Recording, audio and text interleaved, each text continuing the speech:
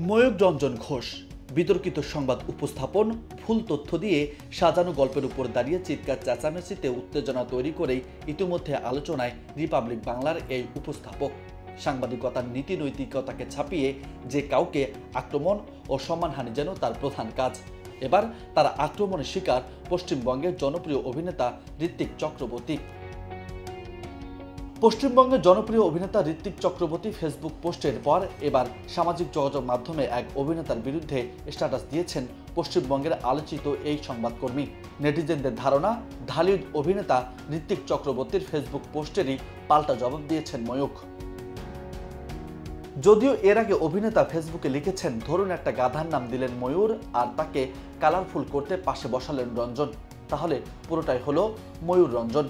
এই স্ট্যাটাসে ঋত্বিক সরাসরি ময়ূকের নাম না বললেও সাংবাদিকদের উদ্দেশ্য করেই এমন পোস্ট অভিনেতার, এমন মন্তব্য নেটিজেনদের।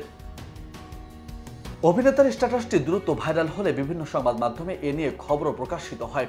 বিষয়টি নজরে পড়তেই ফেসবুকে ঋত্বিককে উদ্দেশ্য করে পাল্টা জবাবও দিয়েছেন ময়ূক। তবে তার স্ট্যাটাসেও তিনি কোথাও অভিনেতার নাম উল্লেখ করেননি।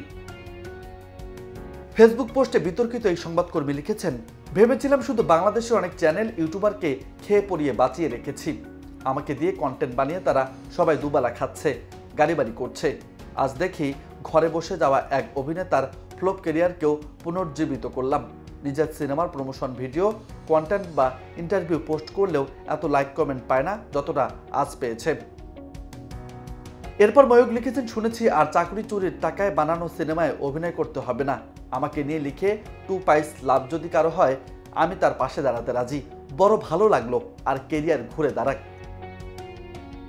সবশেষ বিতর্কিত সংবাদকর্মী লিখেছেন, গরমকাল, আমার কথা প্লিজ রেগে যাবেন না। সেকুমাকু সোনা আমার, আরো বেশি কিছু সময় একটু চিরবির চিরবির করবে।